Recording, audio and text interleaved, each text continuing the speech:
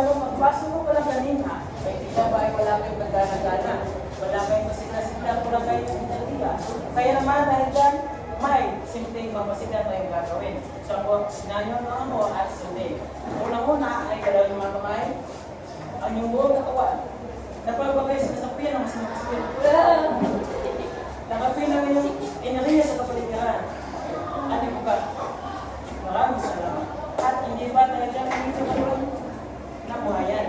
At kaya naman, bago yung po, ay maaari magpakitignan namin yung mga kapaligiran. Ang ilalim ng buhay. Kung may masuwag pa ito o wala. At kung meron ay maaari magipulot, at siya ay ilagay sa inyong bag o sa may basuran.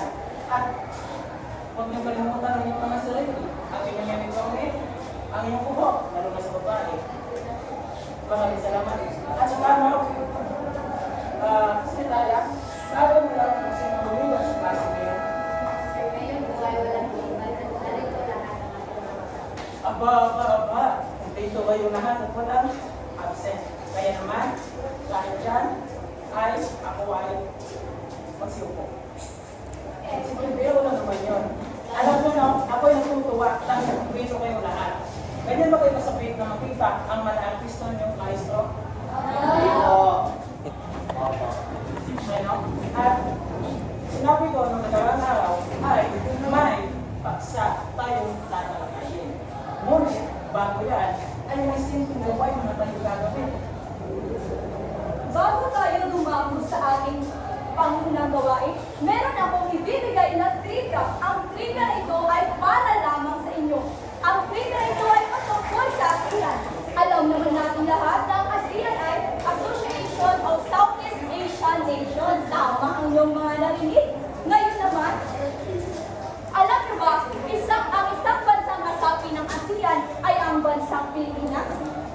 Malaking bahagi ang Pilipinas dahil nagdudulong ito or tumutulong ito sa pag-aahon sa atin sa ekonomiya.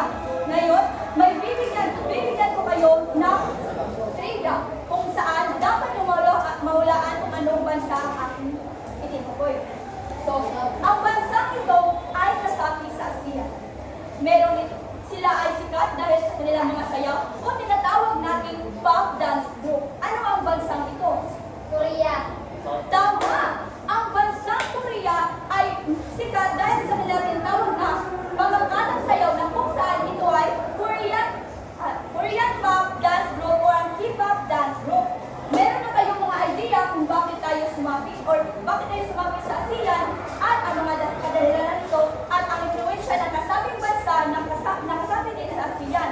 Ngayon, meron tayong dadako na tayo sa ating pangunang gawain.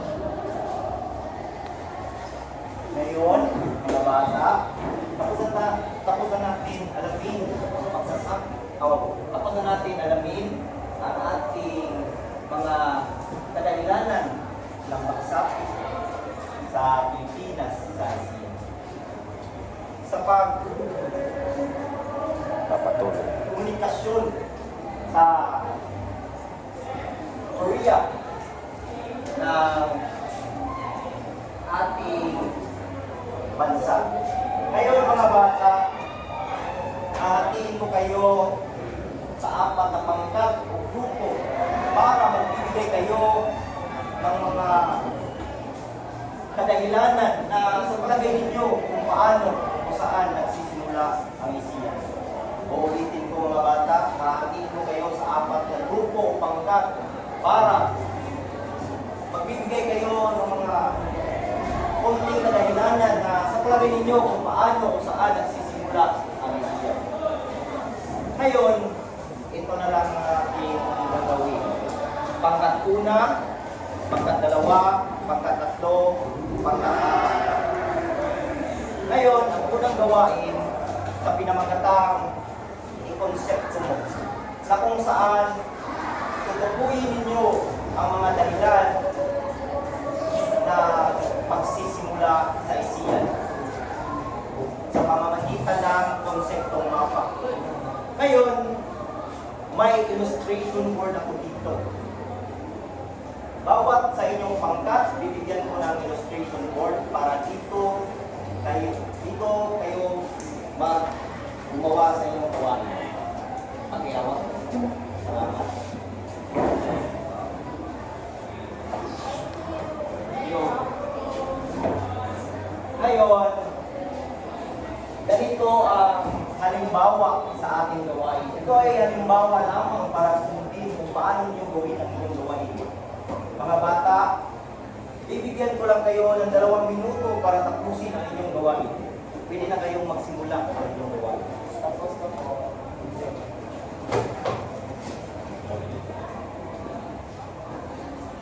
Ngayon, tapos na ang 2 minuto.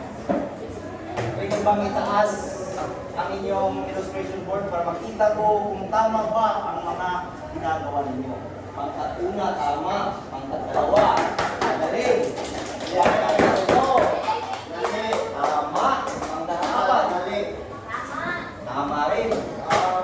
Magaling. Magaling. No? Lahat kayo ay nakakuha ng tamang sagot. Ngayon, anong masasabi ninyo sa inyong gawain? Masaya ba kayo? Masaya po! Meron ba kayong natutunan? Opo! Magaling. Ngayon, ang tatanong ko sa inyo, wala ba kayong magtatanong sa ating gawain?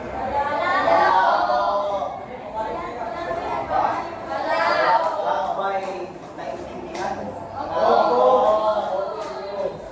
Ngayon, dadako na tayo sa sunod na natin talakayin.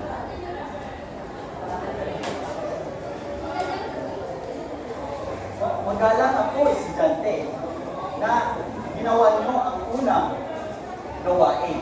Ngayon naman ay dadako tayo sa pagtatalakay. Bago tayo magsimula, nais ko muna ay tulog sa inyo na kayo ay makinig at matuto.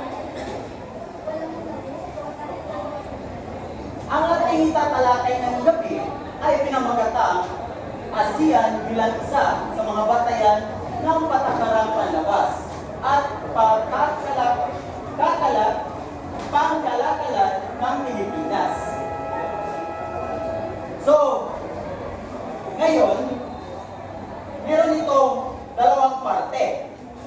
Ito ay AFTA o ASEAN-India Free Trade Agreement. Ayon sa kasunduan nito, ay tinatanggal ang 7 bahagdan ng taripa. Sino ba ang nakakaunawa ng salitang taripa? Tama, tarif o tax. So, sa mga produktong kinakalakal sa pagitan ng bansang kasapi ng ASEAN at India. So, patungkol dito, ang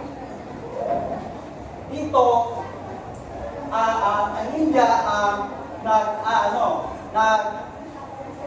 nag-e-export ng mga produkto sa iba't ibang bansa. At pwede din dito nila tatanggalin ang tarife o pababain ang presyo ng isang produkto.